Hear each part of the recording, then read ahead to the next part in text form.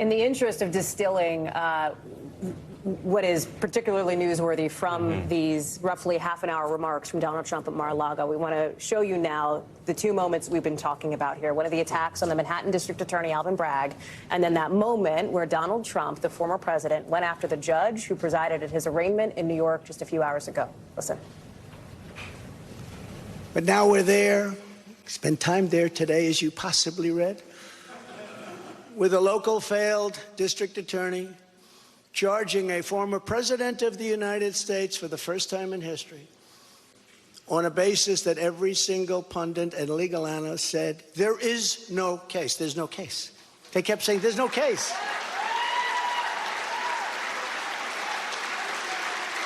Virtually everyone. But it's far worse than that, because he knew there was no case. That's why last week he delayed for a month and then immediately took that back and threw this ridiculous indictment together. Came out today, everybody said, this is not really an indictment. There's nothing here. My lawyers came to me and they said, there's nothing here. They're not even saying what you did. The criminal is the district attorney because he illegally leaked massive amounts of grand jury information,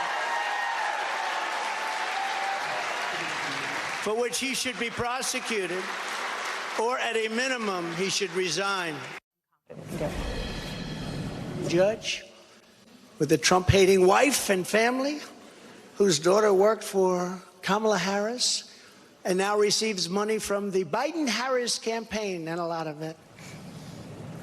That is the message that former President Donald Trump wanted supporters and wanted voters to hear on the day of his arraignment. Quick final thoughts from all of you. Danny, we'll start with you.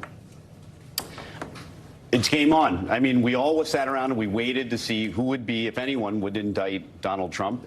Now it's happened. It's not the case I think everybody expected, but that's the case we're going to be seeing, and it's going to be exciting. The next question is there a subtle gravitational pull for all these other prosecutors psychologically? Do they want to get in on the game and not miss out? It's exactly the case that I actually thought that they would bring all along. I thought that this was based off of the evidence and the people that we understood to be in front of the grand jury. That doesn't mean that it's not still legally tricky and untested, but I think we're going to see more ad hominem attacks instead of letting his lawyers do the arguments in the courtroom. And Hallie, you and I were wondering if the former president would calibrate his message following the judge's request today. Clearly, he did not. And I think the big question is, will there be more indictments? And if there are, will Mr. Trump's Republican rivals stop defending him and rallying around him? Will they break with him and go on the attack? All right.